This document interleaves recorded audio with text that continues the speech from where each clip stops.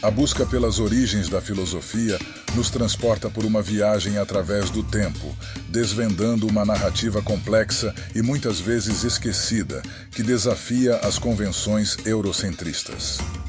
Embora a Grécia Antiga seja frequentemente apontada como o berço da filosofia, essa perspectiva não pode ser aceita sem questionamentos. Afinal, a filosofia não é uma criação isolada, mas sim uma expressão do pensamento humano que se manifesta em diversas culturas e épocas.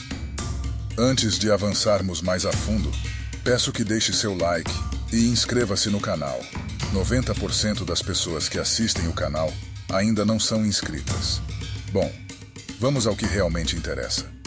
Nossos primeiros olhares voltam-se para as terras africanas, onde as sementes do pensamento filosófico encontraram solo fértil muito antes de florescerem na Grécia. Entre os notáveis expoentes das tradições filosóficas africanas, desponta Imhotep, figura icônica do Antigo Egito, datado de aproximadamente 2600 a.C. Muito mais do que um arquiteto ou médico, Imhotep personificou uma cosmovisão profunda que transcendeu os limites das disciplinas, explorando a sabedoria, o conhecimento cósmico e as interconexões da vida. Todavia, o legado filosófico da África não se restringiu a Imhotep. Figuras como Ptah-hotep, Amenemhat, Merikare e Dualf enriqueceram o cenário intelectual africano ao longo dos séculos, através de textos como O Ensinamento de Ptah-hotep e O Ensinamento de Amenemhat. Eles compartilharam reflexões sobre a ética, a justiça e o comportamento humano, que ressoam através das eras. No entanto, a história da filosofia africana é frequentemente subestimada e obscurecida por narrativas eurocentristas. A concepção convencional de que a Grécia é o epicentro do pensamento filosófico tende a minimizar ou mesmo ignorar as contribuições culturais e intelectuais de outras civilizações, como a africana. Essa perspectiva restritiva é confrontada por evidências que sugerem uma rica tradição de pensamento filosófico, muito antes da Grécia Antiga se firmar como referência. A história da filosofia africana se desenrola em um contexto em que as complexas redes de interação cultural transcendem as barreiras geográficas. Heródoto, o historiador grego do século V a.C., relatou que os etíopes consideravam os egípcios como sua colônia. Isso nos lança um desafio intrigante. Será que a filosofia e o conhecimento floresceram na África, influenciando até mesmo as civilizações aparentemente mais avançadas da época? O eurocentrismo, arraigado nas narrativas históricas dominantes, muitas vezes obscureceu ou menosprezou as contribuições de outras culturas para o desenvolvimento do pensamento humano. A ideia convencional de que a filosofia teve origem exclusiva na Grécia não é apenas simplista, mas também desconsidera uma riqueza de conhecimento, sabedoria e reflexões que foram germinadas e cultivadas em solo africano.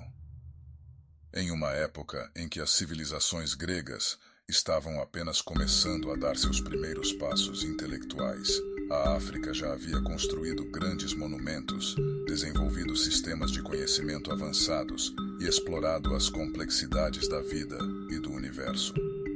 Os antigos egípcios, com sua arquitetura monumental, sistemas de escrita, medicina avançada e compreensão do cosmo, desmentem a ideia de que o pensamento filosófico estava limitado à Grécia. Liderados pelo historiador da história africana, Cheikh Anta Diop, um novo quadro de estudiosos surgiu para desafiar todas as mentiras que foram disseminadas sobre a África e os africanos. Em uma grande conferência patrocinada pela Unesco em 1974, no Cairo, sobre o povoamento do Egito, Diop e Théophile Obenga usaram a ciência, a linguística, a antropologia e a história para demonstrar que os antigos egípcios eram negros e que sua contribuição para a filosofia e o conhecimento humano era imensa. A retórica que nega a capacidade da África foi desenvolvida para acompanhar a desapropriação da África. Isso foi feito juntamente com as conquistas europeias da África, Ásia e América. A colonização não era apenas uma questão da terra, era uma questão de colonizar informações sobre a terra. O conhecimento dos povos africanos foi muitas vezes diminuído ou distorcido, contribuindo para a desconsideração de sua contribuição para o pensamento humano. A história mostra que muitos filósofos gregos viajaram para o Egito em busca de conhecimento e aprendizado. Tales de Mileto, considerado um dos primeiros filósofos ocidentais, é lembrado por ter estudado na África, onde aprendeu filosofia dos egípcios.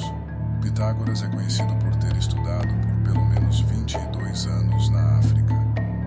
A busca pelo conhecimento levou muitos filósofos gregos a buscar a sabedoria nos centros culturais e educacionais do continente africano.